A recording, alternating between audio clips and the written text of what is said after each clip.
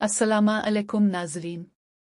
Ertugrul गाजी की एक और सनसनीखेज किस्त में खुश आमदीद। पिछली किस्त में हमने देखा कि कबीले के अंदर छुपा हुआ फितना बेनकाब तो हुआ, मगर उसके पीछे एक और बड़ा तूफान जन्म ले चुका था। दुश्मन सिर्फ तलवारों से नहीं बल्कि चालों, धोखे और साजिशों से वार कर रहा है। आज की किस्त में अर्तुगरुल को एक ऐसा फैसला करना होगा जो कबीले की तकदीर बदल सकता है। कई कबीले में एक अजीब सी खामोशी छाई हुई थी। खेमों के दरमियान चलती हुआ भी जैसे किसी आने वाले खतरे की खबर दे रही हो। अर्तुगरुल अपने खेमे के बाहर खड़ा आसमान की तरफ देख रहा था। इसकी आंखों में फिक्र भी थी और अज़्म भी। बामिसी आहिस्ता आवाज में बोला, भाई, दुश्मन खामोश है और यही बात मुझे सबसे ज्यादा परेशान कर रही है। अर्तुगरुल ने गहरी सांस ली। खामोश दुश्मन सबसे खतरनाक होता है बामिसी। यह खामोशी तूफान से पहले की है। ढूंढर बे, हलीमा खातून और कबीले के बुजुर्ग सरदार खेमे में जमा थे। बहस शदीद थी। कुछ लोग हमले के हक में थे, कुछ इंतजार के। ढूंढर बे ने सख्त लहजे में कहा, हर बार सब्र। क्या दुश्मन हमें मोहलत देगा? अर्तुगरुल ने पुरसुकून मगर मजबूत आवाज में जवाब दिया, बेसब्री हमें कमजोर करेगी। जंग सिर्फ तलवार से नहीं, अक्ल से भी लड़ी जाती है। ये बात सुनकर खेमे में खामोशी छा गई। दूसरी तरफ दुश्मन के खेमे में नक्शे बिछे हुए थे। नया दुश्मन जो पहले पर्दे में था, अब खुद को जाहिर करने वाला था। वो सर्द लहजे में बोला, अर्तुगरुल ताकतवर है, मगर उसकी सबसे बड़ी कमजोरी इसका कबीला है।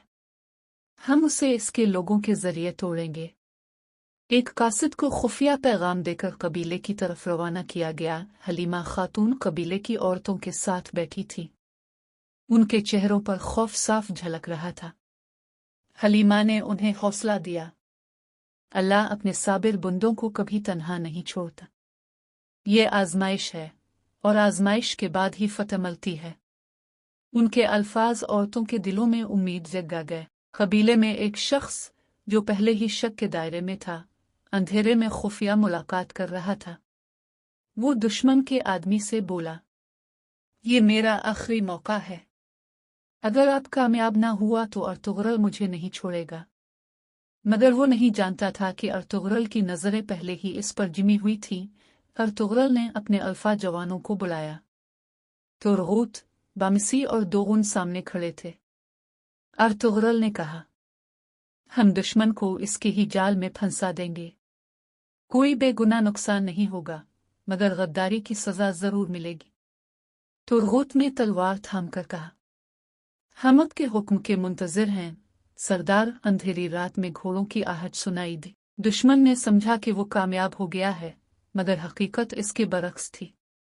अर्तुगरुल और उसके जवान पहले ही तैयार थे। अचानक चारों तरफ से हमला हुआ। तलवारें टकराईं, नारे गूंज उठे, अल्लाह अकबर। लड़ाई के दौरान गद्दार पकड़ा गया। इसका चेहरा जर्द पड़ चुका था।